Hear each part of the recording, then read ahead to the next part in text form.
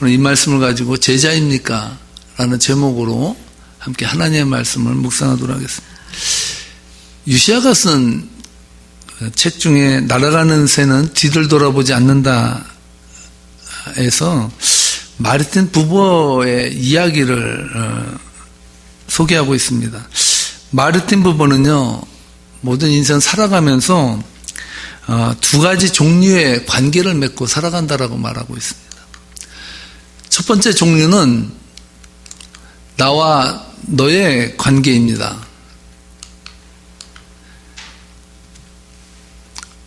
나와 너의 관계는요, 인격과 인격과의 만남이라고 할 수 있고요. 이런 관계는 서로가 서로를 존중하는 관계이기 때문에 상대방을 판단하지 않는 관계라고 합니다. 다음으로 나와 그것의 관계를 맺고 살아가는 인생이 있다고 합니다. 나와 그것의 관계는요, 관계의 맺기를 형성하게 되면 상대방의 인격과 관계없이 나의 필요에 의해서 만남이 이루어진다는 것입니다. 이것을 쓸모의 관계라고 말하고 있습니다. 나에게 이익이 있고 나에게 쓸모가 있을 때에만 그 관계가 유지되는 거야.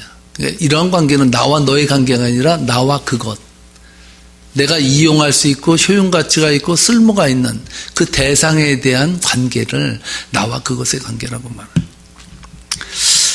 마르틴 부버는요, 이 두 관계를 비교하면서 인간관계에서 가장 큰 상실은 어떻게 보면 현대사회가 안고 있는 가장 심각한 문제와도 직결되는데요. 그것은 나와 너의 관계가 나와 그것의 관계로 바뀌어버렸다는 데 있다는 거예요. 이 세상 사람들이 관계를 맺는데 나와 너의 깊은 관계를 갖지 못하고 나와 그것으로 관계를 갖는다는 거예요. 이러한 관계가 되면요, 이러한 관계는 관계가 아니라 거래라고 합니다. 그리고 현대사회의 관계가 목적이 아니라 수단이 되어 버린, 그래서 나의 소중함도 잊어버렸을 뿐만 아니라 너의 소중함도 잃어버리는 그런 관계로 전락했다라고 고발하고 있습니다. 그 유시아가 쓴 그 책에 보니까 한 단편 소설 이야기를 해주고 있습니다. 그 소설은 어느 소도시에 그 소도시를 흐르는 작은 강이 있는데 그 강 사이에 다리가 놓여져 있었습니다. 근데 그 다리가 너무 오래됐어요. 어느 한 시장이 시장으로 당선돼서 뭔가 업적을 남겨야 되는데 뭐를 남길까 생각하다가 저 낡은 다리를 고쳐야겠다, 이렇게 생각을 했어요. 그래서 그 낡은 다리 옆에 새 다리를 쫙 멋있게 다리를 놓았습니다. 많은 사람들이 이제 이 새 다리를 이용하는데 시장이 자기가 얼마나 큰 일을 한 것인가를 알아보기 위해서 한 관리를 불러서 이 새 다리를 지나다니는 사람과 가축의 숫자, 마차의 숫자를 적으라고 그렇게 명령을 내렸습니다. 이 명령을 받은 감독관이 이 통행하는 사람들의 숫자를 세기 위해서 그 한 조수를 물색하는 가운데서 이 전쟁에서 부상을 입고 돌아온 청년이 있었는데 이 청년이 말수가 적고 성실할 것 같이 보였습니다. 그래서 이 청년을 하열한 것입니다. 그래서 이 감독관과 청년이 다리 양쪽 끝에 서서 그 다리를 지나는 사람들을 계수하기 시작했습니다. 마차가 몇 대, 사람이 몇 명, 그리고 가축이 몇 마리, 이런 식으로 계속 기록을 한 것입니다. 그리고 정오가 되면요, 이 정확한 숫자를 서로 맞추기 위해서 서로 몇 명이 갖고 가축이 몇 마리였고 또한 수레가 몇 대가 지나갔냐를 서로 맞추는데 가축과 마차는 숫자가 맞는데 꼭 한 사람이 틀리는 거예요. 한 명이. 물론 한 달 통계로 봐서 한 명 차이는 그렇게 큰 차이는 아니죠. 그래도 감독관은 궁금했던 거예요. 한 달이 다 지나고 나서 이 청년하고 같이 식사를 하면서 이야기를 한 것입니다. 아니 내가 계속 사람을 세웠는데 네가 나보다 꼭 한 사람을 적게 세더라. 왜 너는 한 사람을 적게 세는지 내가 그 이유를 좀 알고 싶다. 이렇게 말했습니다. 이 청년이 뭐라고 말했을까요? 사실은 이 다리를 지나가는 한 여자를 제가 짝사랑합니다. 그런데 짝사랑하는 사람은 숫자에 넣을 수 없었습니다. 이렇게 말합니다. 무슨 뜻인지 아십니까? 짝사랑하는 사람은 나와 그것이 아니라 나와 너의 관계이기 때문에 네가 곧 나라는 생각이 있어서 나는 숫자에 넣을 수가 없었다라고 말했다는 것입니다. 좀 닭살 돋는 표현인데 요즘 젊은이들 용어로 이 안에 너 있다 라는 그런 말이 있지 않습니까? 이 안에 너 있다. 저는 그 이야기를 듣고 오늘 본문을 묵상하면서 여러분들이 이렇게 한번 질문해 보고 싶어요. 여러분은 사람들과 어떠한 관계를 맺으면서 살아갑니까? 나와 너의 관계로 서로가 인격과 인격의 만남을 가지고 있습니까?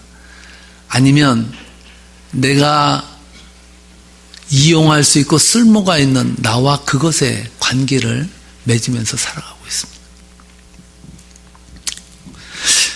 오늘 본문을 읽으면서요, 저는 나와 너의 관계로 서로 간의 관계를 형성하는 아름다운 장면을 오늘 이 본문에서 엿볼 수가 있었습니다. 저는 지난 2주에 걸쳐서 같은 본문을 가지고 다른 관점으로 계속 설교를 했습니다. 그러면서 지난주에 제가 말씀드렸죠. 성경을 읽을 때 가장 중요한 것은 관점이다. 내가 어떠한 관점으로 성경을 읽느냐에 따라서 성경은 다른 빛깔로 우리들에게 다가와요. 그래서 성경의 말씀을 이해하고 어떻게 해석하느냐에 따라서 우리 하나님이 우리들에게 주시는 은혜의 빛이 달라지고 세상을 바라보는 관점도 달라지게 되어 있어요.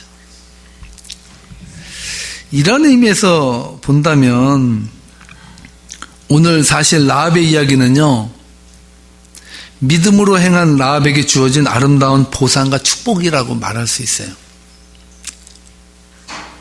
그 사실을 25절에서 말씀해 주는데요. 다 함께 한번 25절 말씀을 읽어보도록 하겠습니다.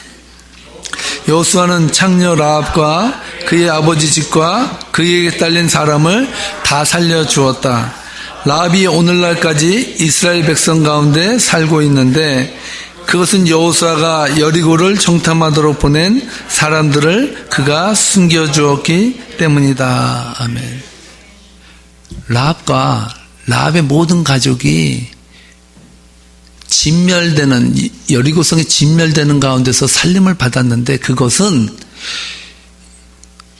여호수아가 여리고를 정탐하도록 보낸 사람들을 라합이 숨겨주었기 때문에 그들이 살림을 받았다라고 말하고 있어요. 맞는 말입니다. 대부분의 설교가들이 이 점에 대해서 포커스를 맞추고 라합의 믿음과 라합의 헌신을 통해서 하나님이 주시는 은혜를 경험하자 이렇게 설교가 돼요. 맞습니다. 그러나 오늘 이 라합의 이야기를 한번 다른 관점에서도 우리가 볼 수 있지 않을까? 우리 어떠한 관점에서 이것을 볼 수 있을까요? 저는요, 오늘 이 스토리를 라합의 관점이 아니라 이스라엘 백성들의 관점에서 본다면 이 말씀을 어떻게 해석할 수 있을까? 이러한 은혜의 빛이 저에게 들어왔습니다. 왜냐하면요, 이스라엘 백성들의 이야기는 다름 아닌 현대를 살아가는 우리 그리스도인들의 이야기이기 때문에 그래요. 이스라엘 백성들이 라합에게 베풀었던 그 은혜는 현대를 살아가는 그리스도인들이 세상에 줄 수 있는 은혜를 보여줄 수 있는 귀한 자료가 된다는 것이죠. 적어도 오늘 이야기는요, 나와 너의 관계가 아니라 나와 그것의 관계로 인생을 접근해가는 현대인들에게 너에 대한 배려와 너에 대한 사랑의 아름다움을 그려주고 있다는 것입니다. 여리고성이 무너졌을 때 여호수아는 두 가지 명령을 내렸죠. 어떤 명령입니까? 첫 번째는 여리고성 안에 있는 살아 숨쉬는 인간을 포함한 모든 동물을 하나도 남김없이 다 진멸시키라는 명령이었어요. 두 번째 명령은 무엇이었습니까? 두 정탐꾼을 살려준 라합과 그 가족과 그들이 소유한 모든 가축들을 보호해 주라는 명령을 내렸습니다. 저는요, 여기서 여러분들이 좀 성경을 재미있게 읽어야 되는데, 저는 어떤 면에서 이 말씀을 읽을 때 상당히 어떨 때는 웃음 질 때가 많고, 아, 그렇지라는 생각이, 당연한데 그렇지라는 생각이 떠오를 때가 있는데, 오늘 22절을 읽으면서 제가 약간 피식 웃었습니다. 당연한데 웃음이 나왔어요. 왜 그랬을까요? 22절 말씀 함께 읽어보겠습니다. 여호수아는 그 땅을 정탐하러 갔던 두 사람에게 말하였다. 그 창녀의 집으로 들어가서 너희가 맹세한 대로 그 여인과 그에게 딸린 모든 사람을 그곳에서 데리고 나오너라. 아멘. 여호수아는 그 땅을 정탐하러 갔던 두 사람에게 명령했다는 거예요. 당연해요. 여러분, 라합이 정탐꾼을 숨겨줬는데 라합을 얼굴을 아는 사람이 누구겠습니까? 그 당시에 뭐 셀폰이 있어가지고 찰칵 셀폰 찍어서 정탐꾼이 가져왔을까요? 아니에요. 이름만 알아요. 얼굴도 모르고 어디에 사는지 확실히 몰라요. 뭐 성 저쪽에 산다 그랬는데 어디 사는지 누가 알아요? 그러니까 라합을 구출하는데 선봉에 쓴 사람이 누구겠어요? 그 라합이 구해줬던 두 정탐꾼이 앞장서서 라합의 집으로 가서 그들을 보호한 거죠. 재밌지 않습니까? 여러분, 성경의 말씀을요, 드라마틱하게 읽을 줄 알고 해석해낼 수 있는 게 믿음이에요. 재밌어요. 저는요, 이 22절 말씀에서 맹세한 대로라는 말씀에 저는 방점을 찍었습니다. 오늘 어떻게 보면 저의 주제가 그 맹세한 대로에 있다고 저는 봅니다. 두 정탐꾼이 여리고성 군인들의 눈을 피해 라합의 집에 들어갔을 때 라합에게 얼마나 많은 사정을 했겠습니까? 여러분, 지금 라합이 감춰주지 아니하면 두 정탐꾼은요, 붙들려서 죽음을 면치 못해요. 완전히 생가사의 기로에 있는 거예요. 그러면 라합이 됐던 라합의 할아버지가 됐던 바지끄레기 끌어잡고 부탁해야 되는 입장이 두 정탐꾼의 입장이었어요. 갑과 을이죠. 그러면서 분명히 정탐꾼은 얘기했을 것입니다. 뭐라고요? 나는 하나님을 믿는 백성인데 당신도 보았듯이 요단강을 건널 때 하나님의 역사가 일어났던 걸 너도 들었지 않았냐? 만약에 이 성이 함락되게 되면 우리 대장에게 얘기해서 너의 가족은 내가 살려줄게. 우리 목숨을 좀 살려달라. 이렇게 거래하지 않았을까요? 부탁했을 거예요. 완전히. 그 스토리를 하나로 묶어서 말한다면 맹세한 대로 맹세했다는 거예요. 그 라합과 뭔가를 맹세했다는 거죠. 여호수아가 정탐을 하고 돌아온 이 두 정탐꾼들로부터 여리고의 사정뿐만 아니라 이 라합이 정탐꾼들에게 어떻게 해주었는가, 어떻게 그들을 살려냈는가에 대한 이야기를 여호수아가 듣지 않았겠습니까? 여호수아는요, 두 정탐꾼을 살려준 라합의 이야기를 자신의 마음속에 두었을 것입니다. 그리고 그녀의 신분과 관계없이, 그녀의 배경과 관계없이 여리고성에 있는 사람과 동물들을 다 진멸할 때 하나님의 명령이 있음에도 불구하고 이 라합은 살려두어야겠다라고 분명히 생각했을 것입니다. 저는요, 이 라합의 배경을 통해서 저는 두 가지를 봐요. 무엇을 보냐 하면 하나님께서는 라합을 통해서 이 두 정탐꾼을 살려주셨고 또한 하나님께서 이 정탐꾼을 통해서 라합의 가족을 살려내셨다는 것이죠. 두 가지 살림이 동시에 이 라합의 스토리에 들어있다는 것입니다. 여호수아는요, 신실하신 하나님의 뜻을 누구보다 잘 아는 사람이었습니다. 하나님 신실하신 분위기에 하나님을 믿는 백성도 신실해야 한다는 사실을 그는 지금 실천하고 있는 거예요. 맹세한 대로 하나님 앞에서 라합과 맹세한 그 맹세는 목숨을 걸고 지켜줘야 된다는 그 의무와 책임감이 여호수아와 두 정탐꾼과 이스라엘 백성들에게 있었다는 거예요.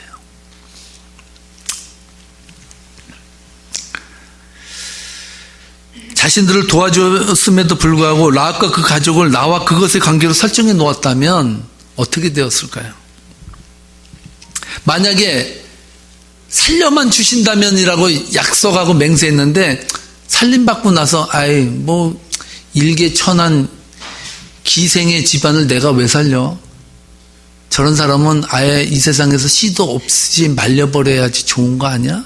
이렇게 말했다면 어떻게 됐을까요? 비록 정탐꾼이 라합과 한 약속이지만 그 약속은 이스라엘 백성과 맺은 약속이며 더 높게는 하나님과 맺은 약속이라는 사실을 이스라엘 백성들은 잊지 않고 있었다는 거예요.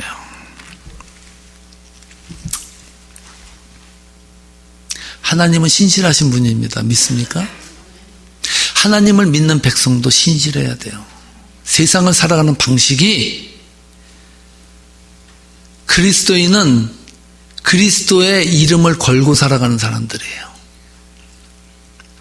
저는 이러한 의미에서 오늘 이 라합의 스토리를 통해서 하나님께서는 현대를 살아가는 그리스도인들에게 말하고 싶은 메시지가 있다는 것을 발견했어요.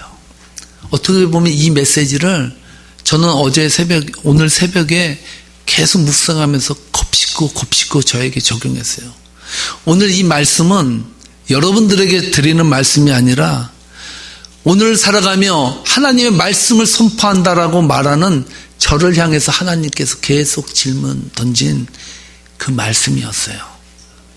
만약에 저에게 던진 이 말씀이 여러분들에게도 은혜가 된다면 그것은 저는 하나님 주신 은혜라고 믿습니다.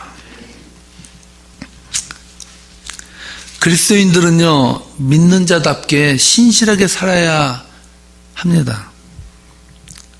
이런 의미에서 저와 여러분에게 이렇게 묻고 싶습니다. 여러분은 그리스도인으로서 얼마나 신실하게, 얼마나 성실하게 세상을 살아내고 있습니까? 세상 사람들이요, 믿는 여러분들에게 얼마의 크레딧을 줄 수 있다라고 생각을 하십니까? 여러분의 말이, 여러분의 약속이 세상 사람들에게 부도수표로 비춰지지 않을까라는 그런 생각을 여러분은 해본 적이 있습니까? 나는 세상 사람들에게 그리스도인으로서 몇 %의 영향력을 미치고 살고 있는가?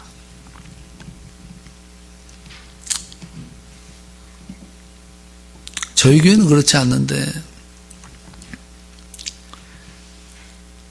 저도 부족하지만 그리스도인들을 향해서 세상 사람들이 말하는 소리를 가끔 듣게 됩니다. 저 사람 말은 반만 믿으면 돼. 사실 반을 믿는 것은 거의 안 믿는 거죠.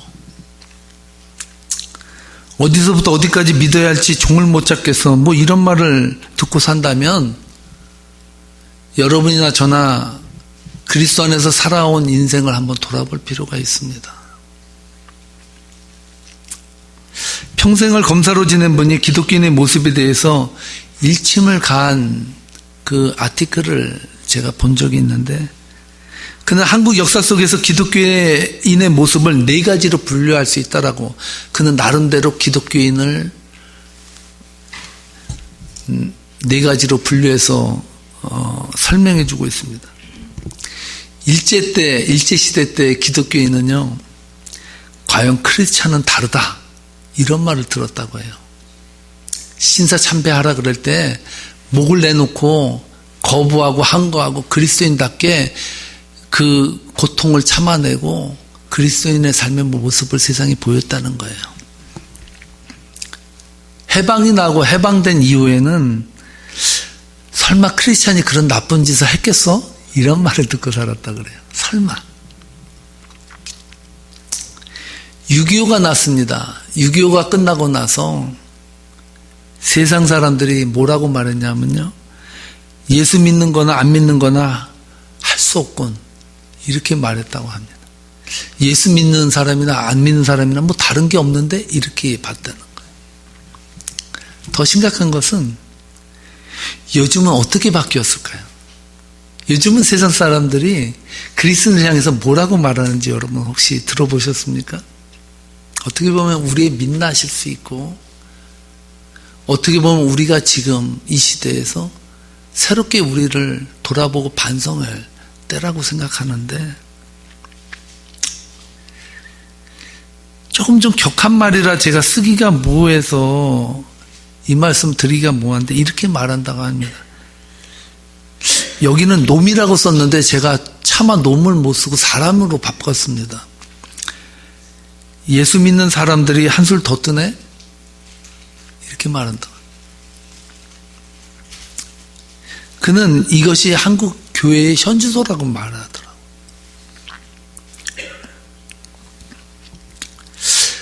여러분, 라합이라는 이 여인을 예수를 지금 믿지 않는 세상 사람이라고 한번 생각해 보았으면 좋겠습니다. 라합은 지금 하나님에 대해서 무척 관심이 높아졌습니다. 하나님은 요단강을 가르셔서 이스라엘 백성들을 여리고성까지 인도했던 위대한 분이시고 하나님은 이스라엘 백성들이 40년 광야길에서 그들이 그 고초를 당함에도 불구하고 다 죽지 아니하고 그들 가운데서 하나님께서는 그 광야를 걷게 하셔서 요단을 건너서 자기 앞에 있게 한 그 하나님의 위대함을 라합은 느꼈어요. 알고 싶었어요.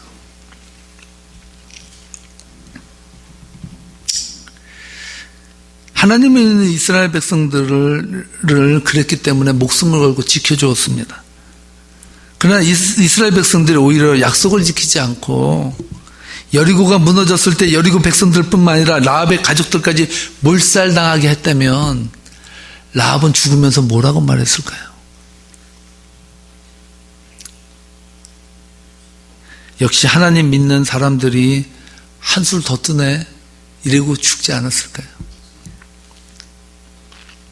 적어도 라합은요, 이스라엘 백성들이 여리고성을 진멸할 때 그녀의 가족을 구하기 위해서 자신을 찾아온 두 정탐꾼들을 보면서 어떤 생각을 했을까요? 역시 그리스도인들은 틀림없구나.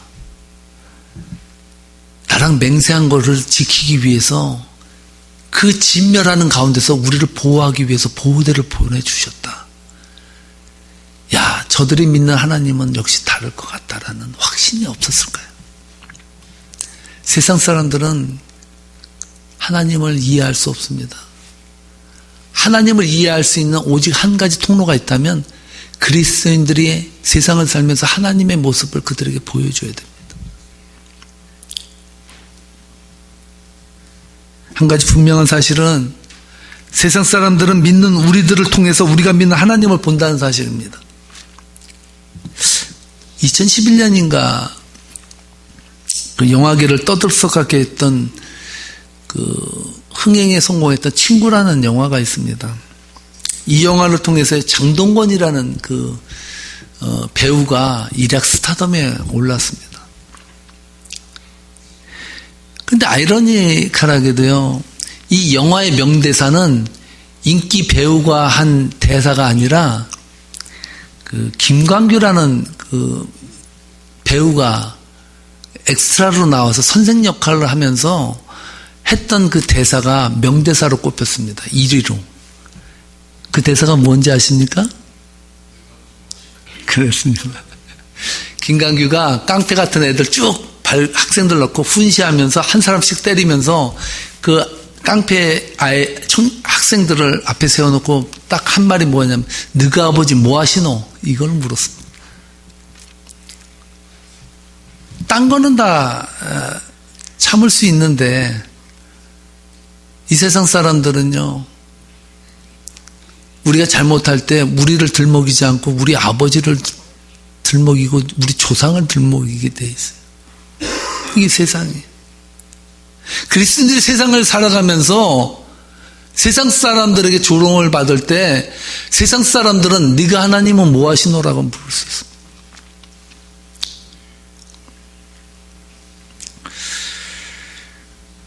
바울이 하나님 믿는 유대인들을 향해서 로마서 2장 23절로 24절에서 아주 날카로운 비판의 메시지를 던집니다. 뭐라고 말했냐면 이렇게 말합니다. 함께 읽어보겠습니다.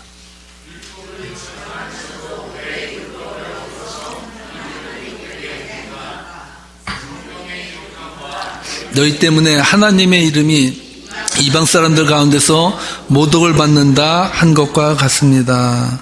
아멘.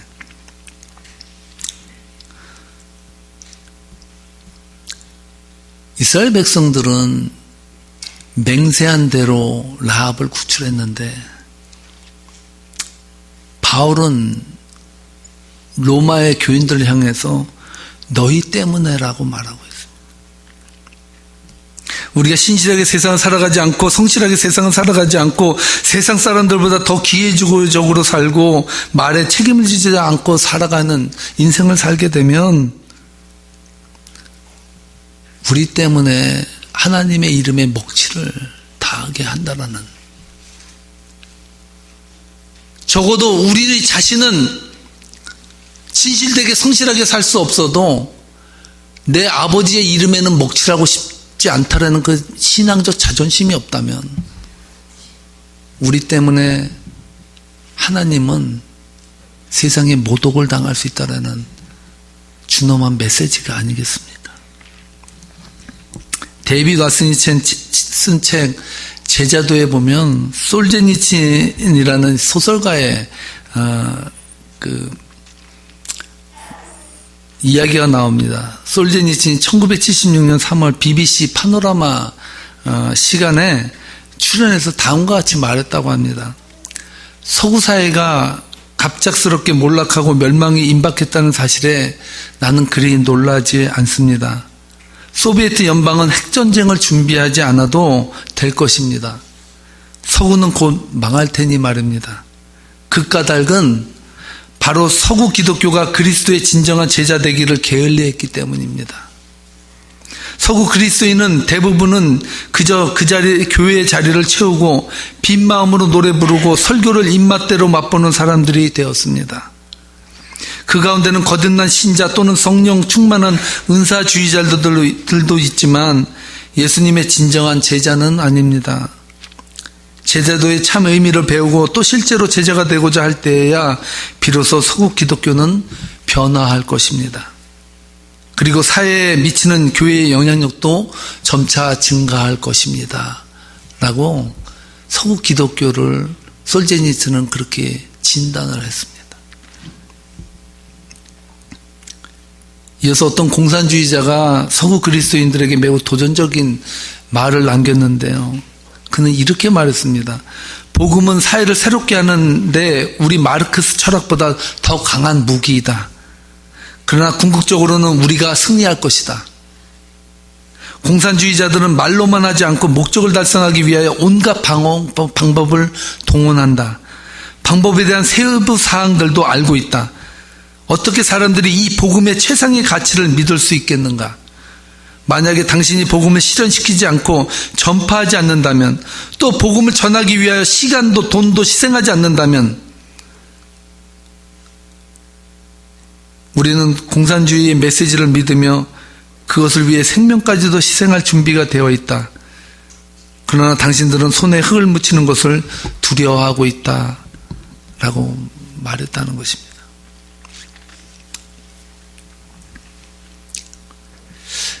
여로성이 무너지고 그 성 안의 백성들과 가축들이 하나도 남김없이 진멸을 당할 때 라합은 세상이 알아주지도 않는 사람이에요. 그는 일개 창녀에 불과한 인생이었습니다. 어찌 보면 세상 사람들이 볼 때 손가락질과 결멸의 대상일 수밖에 없었습니다. 그러한 라합을 이스라엘 백성들은 가족으로 인정해주고 품어주었습니다.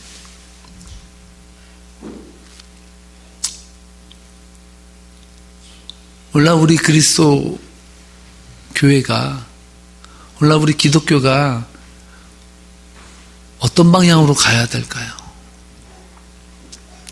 이제 다음 주면 저희들이 예수님이 오신 성탄의 기쁨을 노래하고 축제를 벌이며 함께 기뻐하는 날이 오는데, 여러분, 우리는 예수님이 이 땅에 오신 것을 왜 기뻐해야 되는지, 정말 예수님이 오신 의미가 우리들에게 무엇이고 이 세상에 어떠한 메시지를 전해줘야 되는지, 우리는 한 가지 사명을 지금 받았습니다. 오늘 주님은요, 여리고성의 라합을 구원하는 이야기를 통해서 우리들에게 이렇게 묻고 있습니다.